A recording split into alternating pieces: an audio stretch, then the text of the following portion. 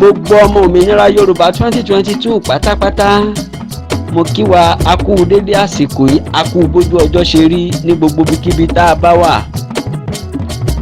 A kú ojú lọ́nà, a kú ìgbáradì, a kú ìmúrasílẹ̀ láti pàdé olórí adélé tòun ti màmá wa Chief Mrs. Modúpẹ́ Onítìrí aya Abíọ́lá tí gbogbo wa ń pè ní MOA. Ìjọba orílẹ̀-èdè Yorùbá dúró tán, ẹnikẹ́ni ò lè dá dúró láéláé, kò tún sẹ́ni tó lè yí padà, àṣẹ Elédùmarè ọba ni.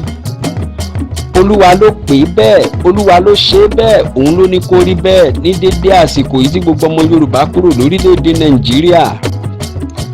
Ẹgbọ́n náà ibo ni mò ń mọ́rọ̀ mi lọ lónìí, ẹ jẹ́ n sọ̀rọ̀ lórí orúkọ. Orúkọ ṣe pàtàkì, orúkọ ṣe kókó, orúkọ la fi ń dáni mọ̀ láwùjọ. Bá a bá porúkọ ẹni, ẹni a jẹ́, bá a bá porúkọ ẹni, ẹni a sì dáhùn. Orúkọ ló ń sọrú ẹ̀yà tá a jẹ́, orúkọ ló ń sọrú èdè tá a ń sọ, orúkọ ló ń ṣàfihàn wa níbi gbogbo. Láti àtètèkọ́ṣe láti pè wá ní Yorùbá. Àwọn akátá, àwọn pẹ̀lú mọ̀ wípé Yorùbá Kingdom ti ń bẹ lọ́jọ́ tó ti pẹ́ ni nínú ọrọ̀ tòun ti lera àlàáfíà pípé lọ́mọ Yorùbá wà. Àwa ò fìgbà kankan tọrọ jẹ rí, bẹ́ẹ̀ la ò fìgbà kankan tọrọ mú. Inú ọrọ̀ ńlá làwọn akatakítí ni wọ́n ti bá wa. Orúkọ ńlá Yorùbá o, kò sórúkọ tó dùn tórúkọ Yorùbá ní gbogbo àgbáńlá ayé. Òyìnbó pẹ̀lú gbèrò láti sọmọ rẹ̀ lórúkọ Yorùbá nítorí pé orúkọ tó nítumọ̀ létí tó dùn gbọ́ fún gbogbo mùtúmùwà lórúkọ Yorùbá jẹ́. Inú Yorùbá la ti rí Adéyẹmí, Adékẹ́mi, Adétọ̀míwá. Inú orúkọ Yorùbá òun la ti rí Ayọ̀mídé, Ayọ̀ ní tèmi. Inú orúkọ Yorùbá la ti rí Olúwafẹ́mi, Olúwakáyọ̀dé, Olúwapamílẹ́rìn. Àwọn orúkọ tó dùn gbọ́ létí: Ifáyẹmí, Ifákóredé, Ifámúyìwá, Ògúngbèmí, Ṣàngó ṣẹ́gun fún mi àti bẹ́ẹ̀ bẹ́ẹ̀ lọ ń bẹ nínú orúkọ Yorùbá. Àwọn orúkọ tó nítumọ̀, àwọn orúkọ tó ṣe wípé tá a bá pè é tán ẹni tó bá gbọ́ ó ti mọ̀dí tá a fi perú ẹni bẹ́ẹ̀ tàbí perú nǹkan bẹ́ẹ̀ lórúkọ tá a sọ wọ́n ni. Orúkọ Yorùbá, orúkọ tó nítumọ̀ tó pọ̀. Èdùmàrè ló pè wá ní Yorùbá, ló tún fún wa lédè Yorùbá látọ̀run wá. Ẹ̀dá kan kọ́kọ́, bẹ́ẹ̀ kì í ṣe látọwọ́ ènìyàn kankan. Ohun Elédùmarè ọba ló fi wá sórí ilẹ̀ Yorùbá tó fi wá sí lọ́jọ́ òní. Ìwà olè, tẹ̀mbẹ̀lẹ̀kún, ìwà ẹ jẹ́ ká lọ kó wọn lẹ́rú. Òun ló máwọn òyìnbó wá lọ́jọ́ tí wọ́n kanlẹ̀ sórílẹ̀-èdè Yorùbá Kingdom. Wọ́n rí gbogbo ohun àlùmọ́nì tó ń bẹ lórí ilẹ̀ wa ni.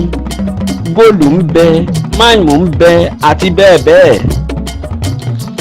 Irin ń bẹ lórí ilẹ̀ Yorùbá, epo ń bẹ lóríṣiríṣi lóníranran tá a lè sọ tán. Ẹ wí fún mi kí la jù sílẹ̀ Yorùbá tí ò wù jáde.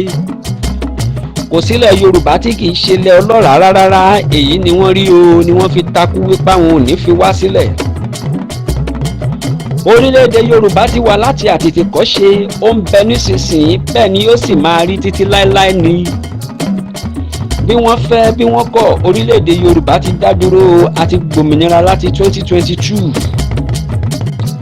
Ẹ wá gbọ́ àwa ọ̀dọ́ lọ̀rọ̀ mi kàn, ẹ já dìde ní kẹ̀tíkẹ̀tí, ẹ já gbéra sọ, ẹ já jà fórílẹ̀-èdè wa. Wọ́n ti kó wa lẹ́rú ọjọ́ ti pẹ́, àti jìyà ọ̀nà ti jìn.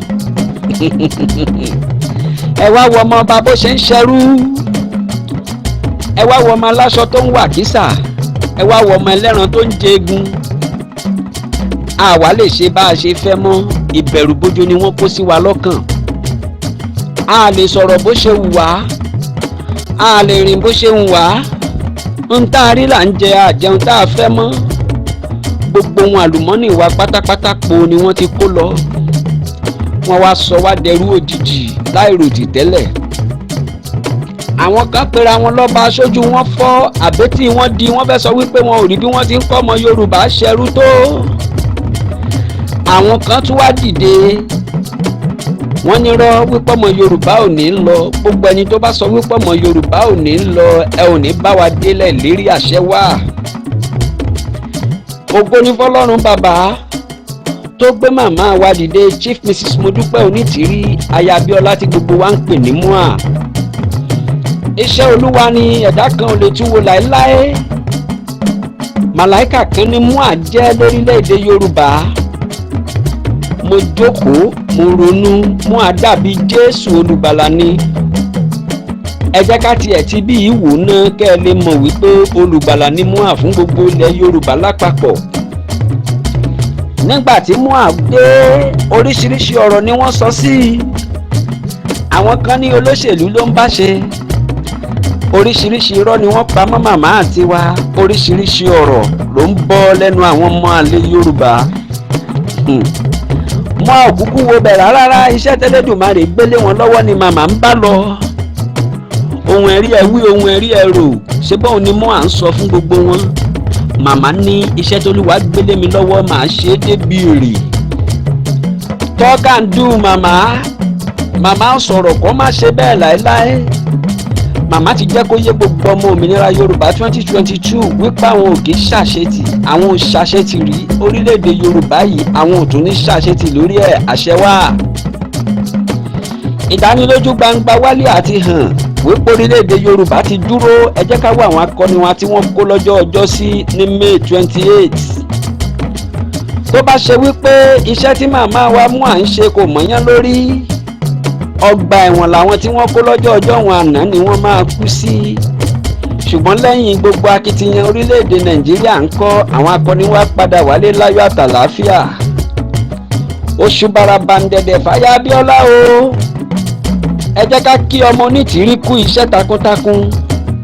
gbogbo ọmọ Yorùbá Mọ́remí Àjànṣorò ti wá nìyẹn. ẹ má gbàgbé wípé oríṣiríṣi ni wọ́n ṣe sí Jésù olùgbàlà pẹ̀lú. ànábì wa Muhammad olóhùn tí wọ́n ṣe sí wọn pẹ̀lú kó tó di wípé àwọn gan dakọni lórílẹ̀‐èdè àgbáńlá ayé tí gbogbo ayé wa ń wárí fún wọn lónìí. mua ti dòṣà lórílẹ̀‐èdè Yorùbá, kì í ṣe orílẹ̀‐èdè Yorùbá nìkan àti ní gbogbo ilẹ̀ Áfíríkà pátápátá o. dídé màmá wa mua ló la ọ̀pọ̀lọpọ̀ orílẹ̀‐èdè lójú. àwọn náà wá ń sọ̀rọ̀ sókè ní kíkankíkan wípé àwọn fẹ́ òmìnira wọn. áńgẹ́lì gbogbo àgbáńlá ayé ni mua. ẹ jẹ́ ká máa kí akọni kú iṣẹ́ ní gbogbo ìgbà. gbogbo àwa ọ̀dọ́ bí mo ti ṣe wí àsìkò rí ẹjẹ́ á dìde ká tú jáde ní kẹ̀tíkẹ̀tí lọ́gbọ̀n. ẹjẹ́ á jẹ́ kó yé wọn wípé àsìkò tó orílẹ̀-èdè Yorùbá fẹ́ bẹ̀rẹ̀ ìjọba wọn. adelé dé o, kí gbogbo ọmọ Yorùbá ó jáde láti pàdé adelé lérò náà. ìlú Ìbàdàn ní gbogbo wa máa kalẹ̀ sí láti pàdé olórí adelé àti màmá wa mua. ibẹ̀ níjọba wa ti máa bẹ̀rẹ̀ ní pẹ̀típẹ̀tí tí tẹrútọmọ máa bẹ̀rẹ̀ ìgbádùn. lórílẹ̀‐èdè Yorùbá ẹ̀kọ́ ọ̀fẹ́ tó mọ́yán lórí, ìtọ́jú tó péye fún gbogbo àwọn arúgbó pátápátá àtomidan ni. àwọn aláboyún wa wọ́n máa rí ìtọ́jú tó péye, ọmọ tuntun jòjò ló máa rí ìgbádùn tó pọ̀. kò ní sí pé owó ò sí lórílẹ̀‐èdè wa rárá, epo ń hàn, kò sí èyí tó kàn wá lórílẹ̀‐èdè Yorùbá o. ìgbádùn jantirẹrẹ ni lọ́jọ́ tíjọba adelé bá bẹ̀rẹ̀. ọ̀nà tó jágere ńkọ́ ìmọ́lẹ̀ tó máa mọ́rokoṣo, iná ń lọ òní sí lórílẹ̀‐èdè Yorùbá rárá. wámúwámú nínú wa máa dúró o tí gbogbo ọmọ Yorùbá máa gbádùn. ebi ọ̀jàjà fọwọ́ mẹ́kẹ́ máa dún wọn àfihẹ́yìn ìtẹ́gùn aláré fi sọ. ọmọ Yorùbá máa jàjẹ́ yó, a tún máa jàjẹ́ ṣẹ́kù. àwọn tó kó wa lẹ́rú ń padà bọ̀ wá ṣẹrú fún gbogbo ọmọ Yorùbá, mo fẹ́ kẹ́ ẹ mọ̀ bẹ́ẹ̀. bóyá wọ́n fẹ́ bóyá wọ́n kọ̀, gbogbo ohun tí wọ́n fojú ọmọ Yorùbá rí pátápátá ni wọ́n ń bọ̀ wá jìyà ẹ̀.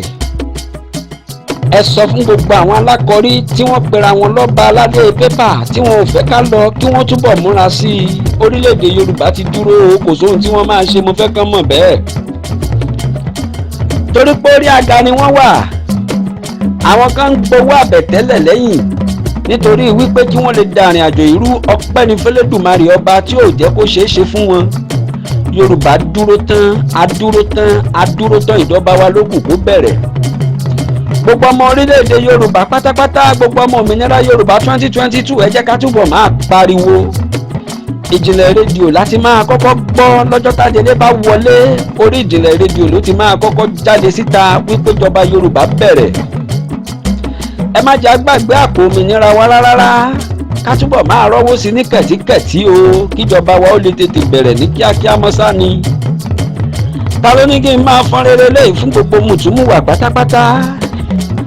Ṣẹ̀rùbà àwọn orílẹ̀-èdè Yorùbá, jáwọn láyà gbogbo ilẹ̀ adúláwọ̀ pátápátá ni Black Lion ni mò ń perí kìnìún dúdú tó búramúramù kí gbogbo kìnìún tó kù wá bí wọ́ sí ni.